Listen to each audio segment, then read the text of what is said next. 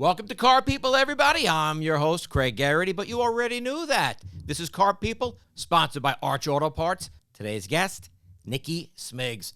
TikTok sensation, comedian, incredible impressionist, and he's a car guy. He loves them. Nicky, welcome. Let's get started.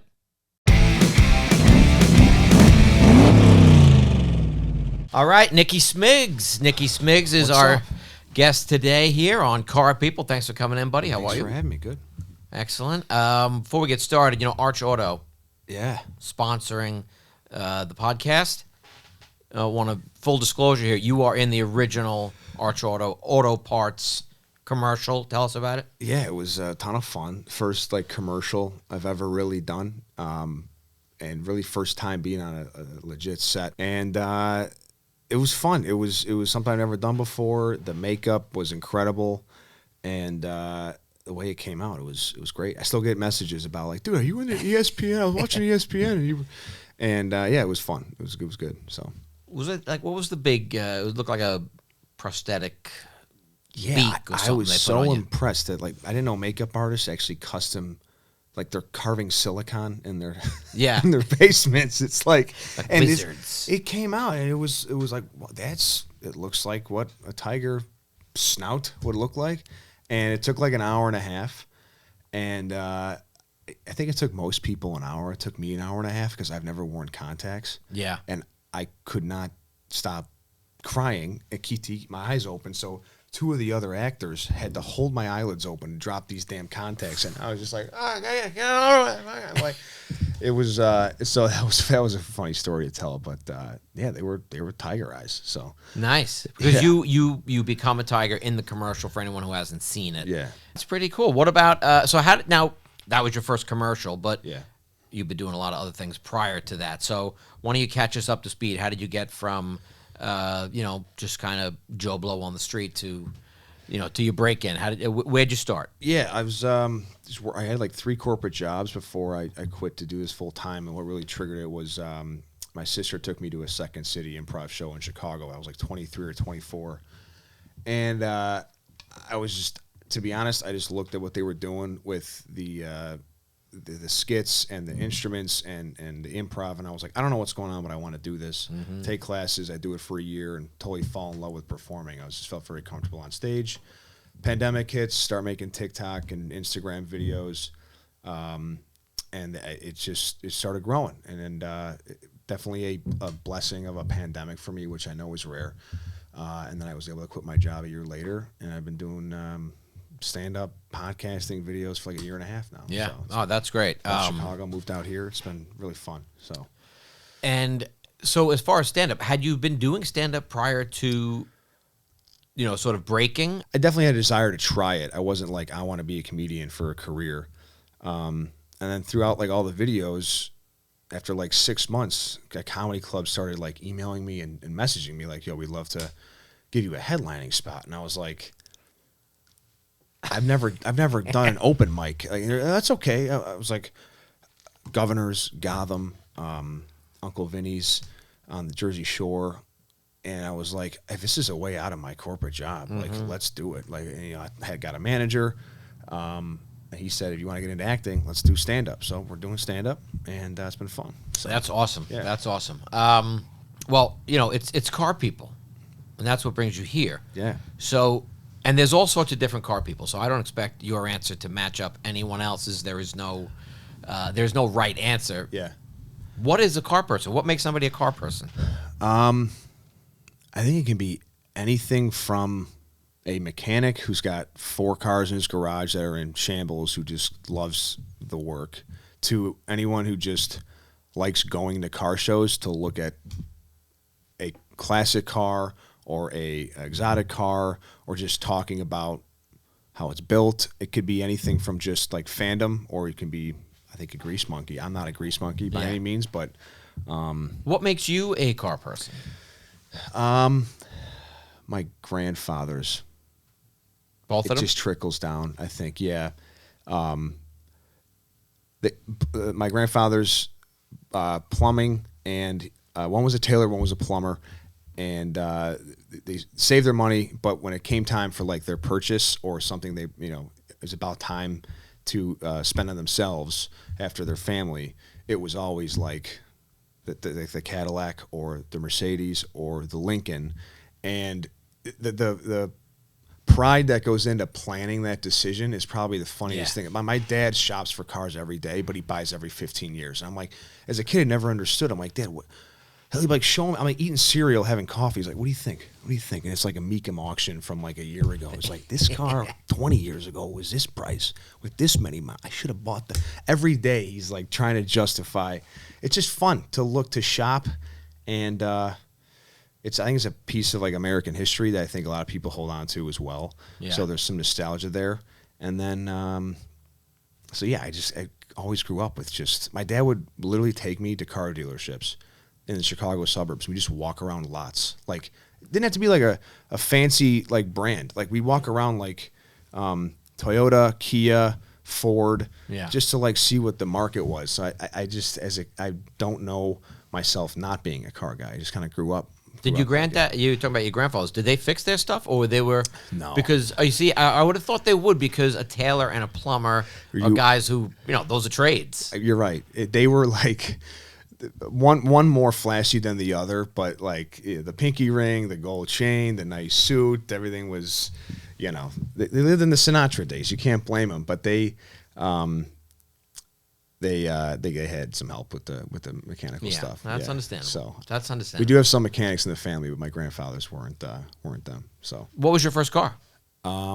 My dad had a '99 Oldsmobile Intrigue, like 125,000 miles on it, and drove it into the ground. It was my first car, and then he bought a '08 CTS Cadillac at that time. An Oldsmobile Intrigue. Yeah. I don't remember that one. It's there's an Alero, Oldsmobile Alero, that was a smaller one.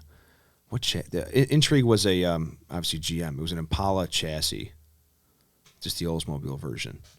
Big, like, enough room for a family of 5 to sit in a car comfortably. Yeah. But he had an Oldsmobile Tornado before that, and I think he just loved the classic Oldsmobile brand. It's a 442. He loves the 442 Cutlass, and I think he just kind of got loyal to Oldsmobile. And then you start having kids. It's like, we need more space. I got to do good on gas. So it's got front wheel drive. There's snow in Chicago. Like the specs and like the research. There's so many factors. It was just so fun to watch. And now I find myself shopping for no reason, just looking at what specs are and stuff like that. Well, you're a car person. Yeah. That's the thing is, it's like guitar guys. They have their guitar. Yeah. But they're constantly looking at other ones. And Right. What's your dream car? What's the one that? 70 Chevelle Super Sport 454. Now, do you ever go It's been searching that for way. it? It's like $100,000 right now. It's crazy. I don't know if that'll be down the road for sure, but there's something about a 4-speed 7-liter engine that I don't think it'll ever be made again. Mm-hmm. And it's just a badass looking car. It's just like, I think the epitome of American muscle, Yeah. But there's other, the Mustang, the Challenger, the Charger, Plymouth Roadrunner, like that body style is just, and I know this for, a zillion reasons, whether it's for safety or for gas efficiency, affordability. There's almost no good looking cars that get made now. There's a couple, like the Charger looks really nice, but there's no, you look at something from the 70s, which weren't always beautiful cars, but there was personality to these things. Right. Now it's not there. No, you see a commercial of the car being manufactured and that Airstream that they're with. Oh, look at the aerodynamics. It's like, no, I don't want aerodynamics. I want something that looks fun to drive. You know, it's not everybody wants. It's advertising. What are you gonna do? But I think the Challenger is probably the modern day Challengers might be the closest thing to what it was in the 70s. Yeah. Maybe the Mustang with they got the sequentials on the back still and everything, but the Camaro was not even close to what it looked like back in the day. So I guess and props how to are high school boys getting laid with these cars? That's a big question. I think people should be asking. Yeah, it's a hybrid 3-cylinder. I don't know. I don't actually drive it. I pick it up and carry it everywhere. So Seriously, it's completely. It's in my pocket. Emissions free. No carbon footprint at all. There's something about I don't know. Cars just always meant more to my family. Where it was a sentimental thing. We made memories in the car. My dad loved driving us on vacations because his dad drove him and his siblings everywhere. And then it's just it's a personality thing. A lot of people look at cars as practical. It's A to B. You can still be a car guy and have an A to B car, but there's something about it being a reflection on your personality and just your love of like being a boy and mechanically liking to shift and steer and press buttons that you can't press anymore because everything's a touch screen. Like there's something about like feeling one with the car and the feel that the steering wheel makes and the exhaust and people are doing it's more than a transportation thing. It's a hobby. It really is a hobby, I think, and it's a horrible gas mileage. Well, that gas mileage is I don't go to a casino. I don't go to the baseball games. Like that is what, I don't think people understand that. You know what I mean? It's not a factor because it's just enjoyment and joy, really. So a lot of times the car will match the driver. Yeah, not always. What are you driving? I have a Jeep Grand Cherokee, and I have a Jeep Grand Cherokee because my family actually owns dealerships. My dad's second cousin, they got Chevy, Kia, and then Chrysler, Dodge, Jeep, Ram, and family discount. Yeah. A couple of videos that they're going to pay me for the dealer, which is awesome. I get to use that as part of my job. And it really is my dad, he saw it, he rode in it with me, and he's like my rock. His name's Rocco, no pun intended. He's my rock for like is this the smart financial decision for my job, for how much I drive, his safety, the value. And he was like, this is the car you need for getting the gigs and the snow in the city and everything. So it's funny. I have a Jeep. I make fun of Jeep people in my act. More tailored to the Wrangler, but now I have a Grand Cherokee. So I love it. I do. It's a great car. So that's true. There's a whenever I see like you don't see a lot of like station wagons as much nowadays. Maybe a Volvo. But like, that's pretty much it. But that's very swanky. Yeah. That's a swanky. Right, there's no Chevy Chase Christmas Vacation, like American family sedan. The Country Squire and these big giant wood panel cars. My mom had my mom did a lot of the driving. Okay. Because my dad was bombed a lot, so she would drive, and so I'm one of 7. Okay. So my seat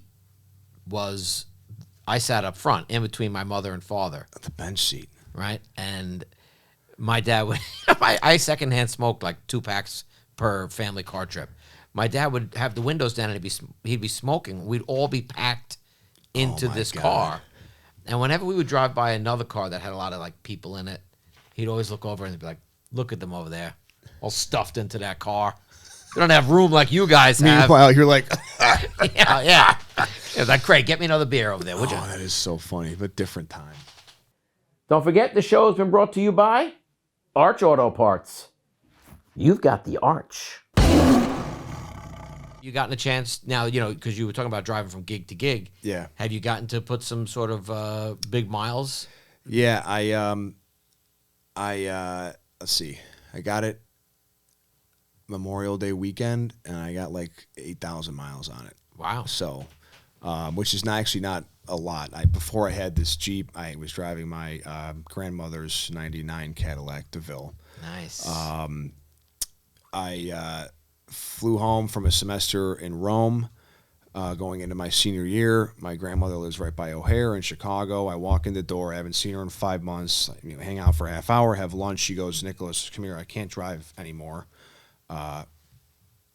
It's yours. You're my oldest grandson. Take care of it." I was like shocked, and I almost started crying because this thing was like, she would pick us up from school, bring it to the house when my parents were on a trip, or she was helping out with my mom.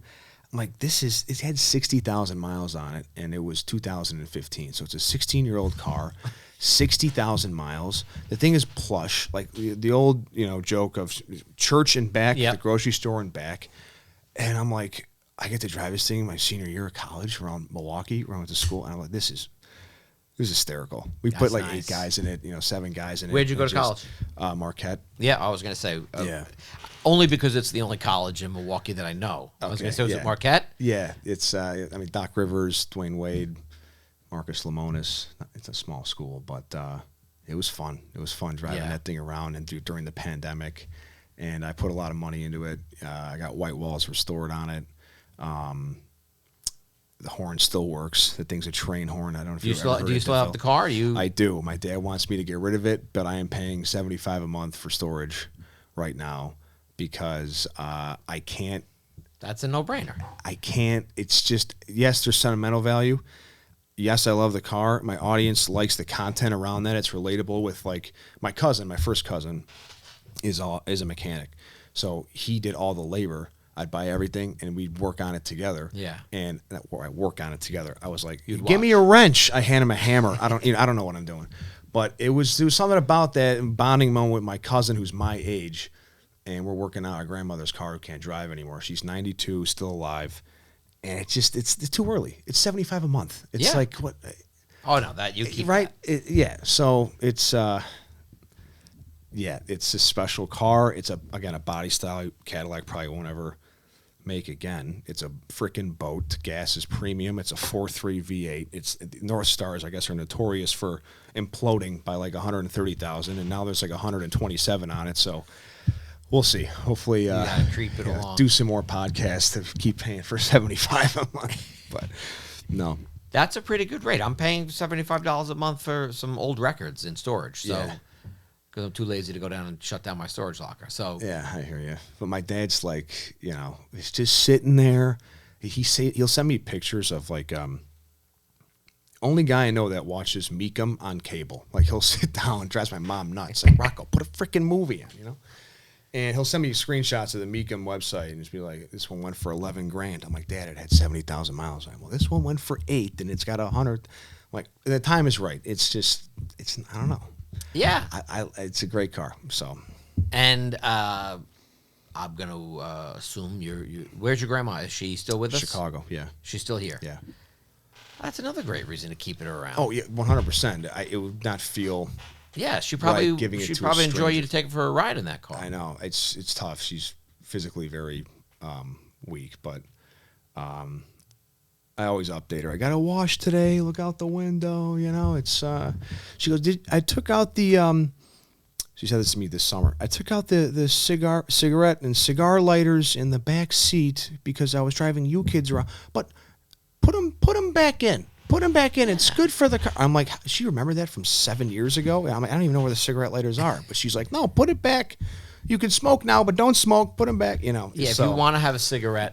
Yeah. Should you choose to pick up smoking? She just wants it to be what it was, and I'm like, I can't sell this car. She's telling me to put the cigarette lighters back in. She obviously wouldn't be happy to hear that. No. That's that's a keeper for sure. Yeah. Where is so you're in New York now? Do you still call Chicago home mostly? Yeah, I think so. I've been here a year. I look at both of them as home, to be honest. I just like work here and relax there, if that makes sense. I go home, visit my family, hang out with friends, and I love both cities. They're too different to compare apples to apples. You can't compare them. So I love both spots. I really do. Are you traveling with some of the same guys? Sort of you got your own crew, or are you going to these places on your own mostly? I'm going on my own for the most part. I'm kind of in this weird spot where clubs are starting to let me bring my own feature. And if they're like, local, we'll go together in some way, shape, or form. But most times starting out, the club just puts up a host and a feature and I just show up. And that's probably the hardest part about the job is just getting comfortable being alone, Yeah. I mean, you start out in stand-up, you probably know to some degree, but it's mano-y-mano. Yeah. You against the audience in the empty hotel room at the end of the night. And it's a great learning experience in a lot of ways outside of comedy, Yeah. But it's been good. There's no other art form like it. It's fascinating. And there's nothing like being in a room, sitting watching someone, and he's got everybody on him or her side, and the entire place is just honed in on the same page, just laughing. It's just the best feeling in the world. So no, it's incredible. Hopefully I can replicate that. You're known for your impressions. That's how it started. Jack Nicholson. You got something you want to ask me? Ray Romano. Ah, where's the Italian? I gotta tell you, it's a tough decision. Like, what do I do with that big watermelon I just bought? Some people believe he was exiled to Razoku. Is that something that you're sitting there by yourself? Do you go to work after you've gone to work and work on things? For sure. Not always in the voices department, I guess. Just writing the next video script or working on a stand-up bit or anything related to content or auditions. But I think during the pandemic when I was living at home in Chicago, then I lived with my buddy in Chicago, I started out, I've never been an impressions guy. Mm-hmm. I only knew 3 impressions. It was Walken, Soprano, Maniscalco, and like a half-assed like Heath Ledger's Joker. And I just made those skits on TikTok, and I was doing it for months. Internet has its ways. So like, do someone else. We're getting tired of this. I learned all these voices, and then I'm like, I don't really want to be Frank Caliendo with my material where you have to learn new voices every year. Yeah. So I'm going to just integrate these voices where I can with the stories that I want to tell about cars or Italians or my family. And I'm not going to go crazy with it's more fun for me creatively to go into the other stuff than learn more and more voices. But got it. It's been with fun. The repertoire of folks that you have, if you would indulge us. Sure. Would you mind? But we'll keep it car specific. So if that's the lead, we'll give you that. In terms of some of these great characters, sure. How would they deal with their cars? God, Kevin Pollak tells this funny story about Christopher Walken. He says he's in his car outside the house, and Christopher Walken's standing there by himself, and he goes, "Chris, what's going on?" He goes, "I'm stranded. I've been standing here for over an hour waiting for someone to drive me, and I realized I'm totally lost." So Christopher Walken looking for his car. Whoa! Wow, it's nice. It's got lights and bells and 4 wheels. Thank God. I don't know. He just says the craziest stuff. Yeah, absolutely. Tony Soprano. How would he buy a car from somebody? Listen, this is going to be the price, and this is the cash I got. Anything over this, you're not getting it. So take it or leave it. You let me know what you want to do. I would do whatever he wanted, of course. I was going to say, if he walks into a dealership, you're taking the cash.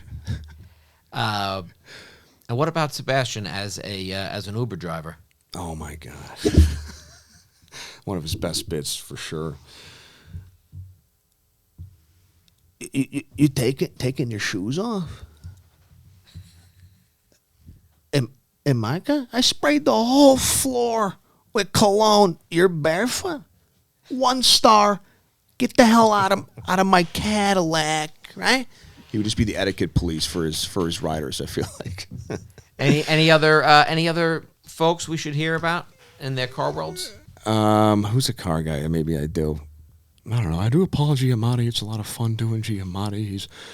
He's not, I don't think he's a car guy, but the Yankees are playing Game 5 tonight, and his father used to be the MLB commissioner. So go Yankees, and that's all I know. So thank you. Awesome, brother. Thank you, man. Right. We'll wrap it up there. All right, sounds good. Good seeing you, Nicky. Thank you. Appreciate it, man.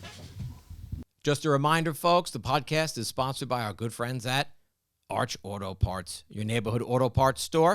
If you're not sure where to find one, check out archautoparts.com for a store locator. But just look out because they're popping up all over. Probably coming to your neighborhood very soon.